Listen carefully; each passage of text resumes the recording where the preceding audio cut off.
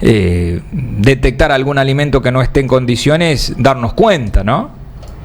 Bien, bueno, antes que todo, digamos... Ahí le voy a pedir, directora, que se acerque un poquitito más al teléfono porque la escucho muy bajita, ¿sí? ¿Escuchan? Ahí un poquitito mejor, A ver, ahí vamos a tratar de restablecer, sí, porque no se escucha bien.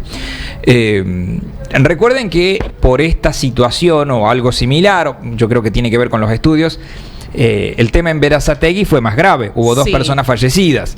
Allí se detecta, en primera instancia se sospechaba de salmonela, de las achuras. Sí, exactamente. Se sospechaba de eso. Aparentemente la investigación luego determina que había como excremento de ratas. Que termina siendo, parece, el lectopirosis. Claro. Lo que tenían estas personas. Que lo transmite el excremento de las ratas. Sí, sí. Con lo cual, obviamente... Todavía ya no es una cadena de frío que se perdió, sino es falta de higiene total.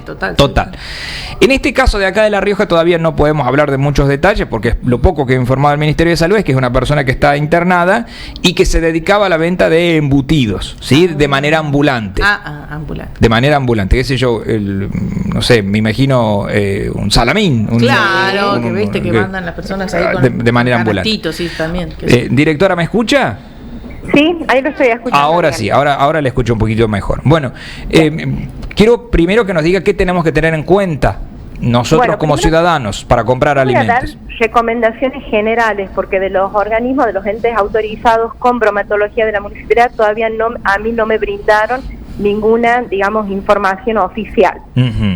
Por eso es que vamos a dar recomendaciones en cuanto a lo que es el cuidado de los alimentos. Bueno, la Shigella es una bacteria que es transmitida, digamos, por la ruta fecal oral.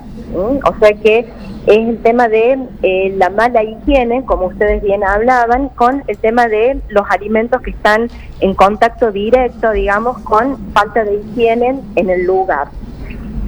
Los alimentos que pueden estar asociados con esta bacteria, nosotros siempre hablamos del tema de los embutidos, pero también hay muchos alimentos que también la pueden contener a esta bacteria.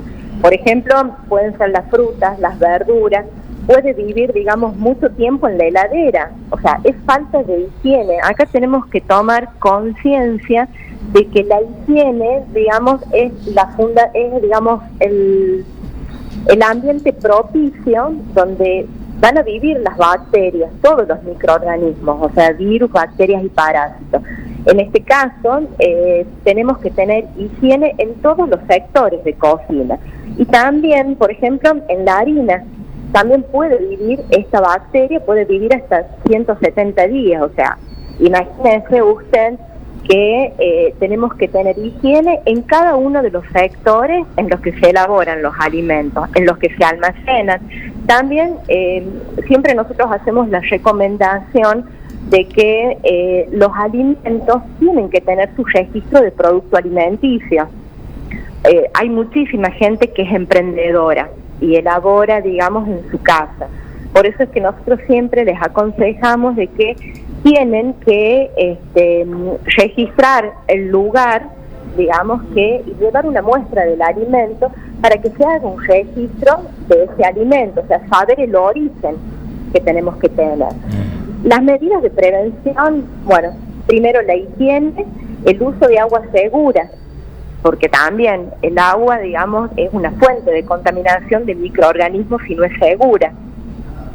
¿Cómo podemos nosotros en nuestra casa, digamos, asegurarnos? Primero, el tema de la limpieza de los tanques de agua.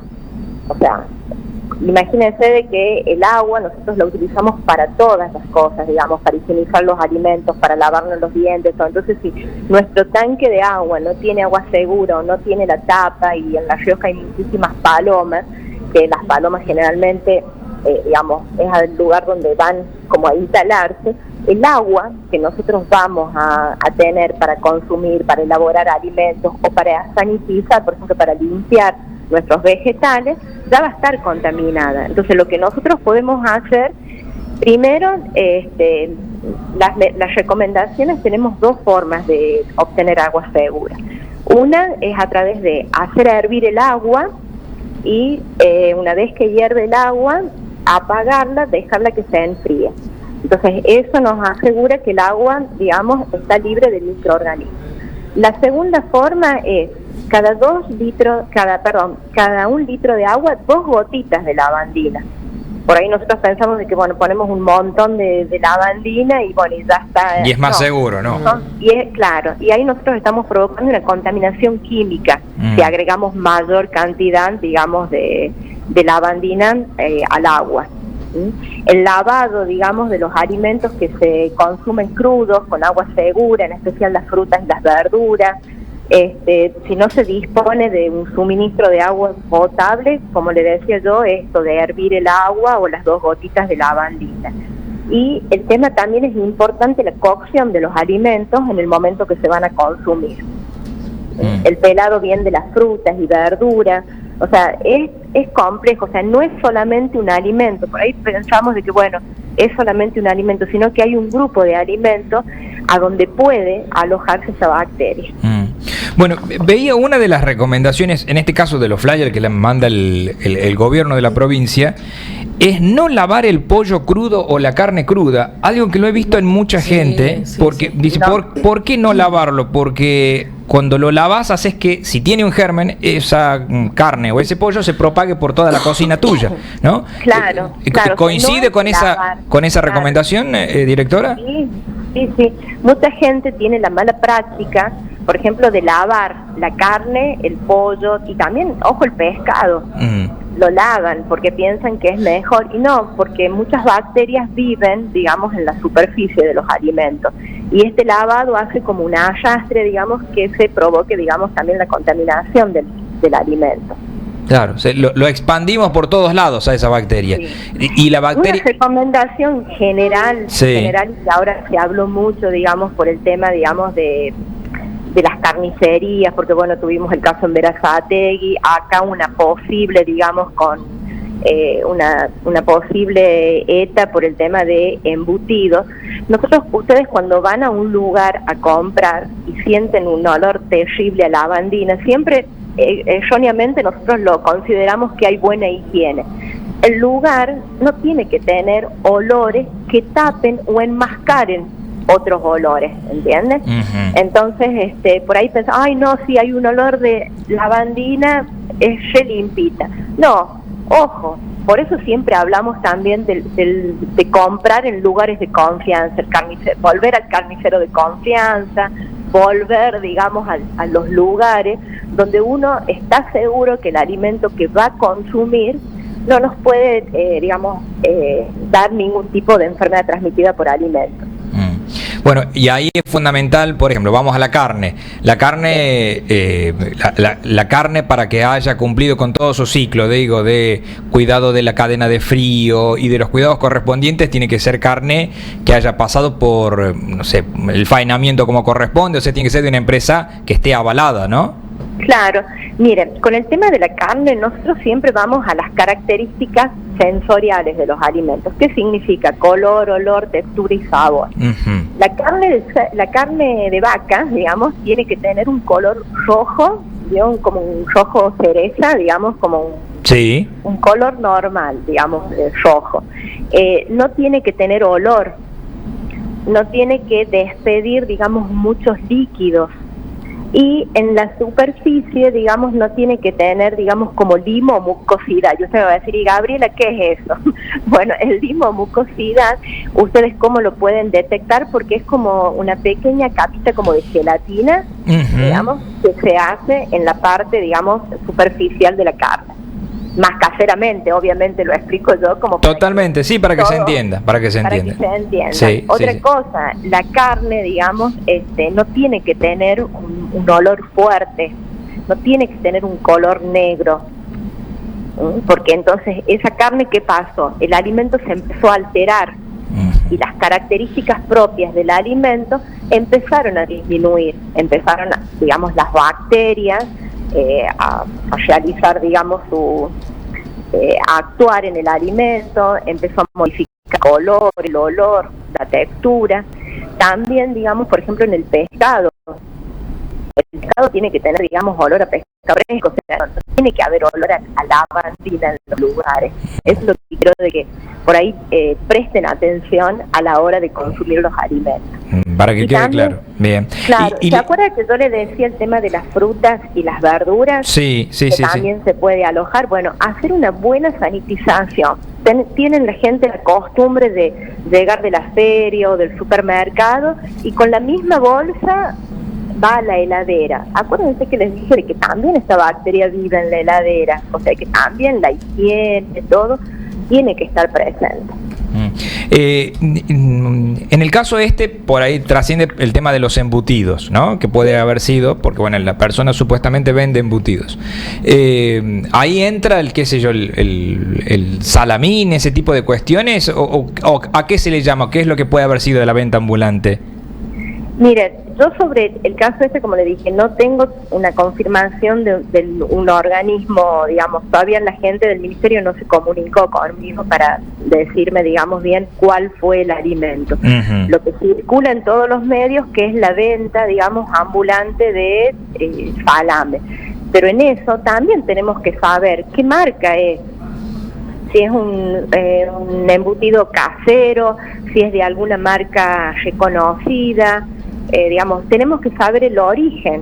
Por eso en las etiquetas siempre se pide de que estén todas las referencias, a dónde se elabora ese alimento, digamos, quién es el responsable.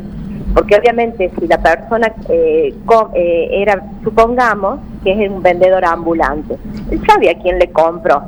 Entonces hay que ir a hacer una inspección en ese lugar para ver las condiciones higiénicas, como hicieron en el caso de Berazategui, ¿entiendes? Y ahí en Berazategui se detectó que es una carnicería en particular, nada más, sí. Claro, entonces por eso es importante comprar los alimentos con un rotulado claro que nos diga quién es, digamos, a dónde se elabora ese alimento.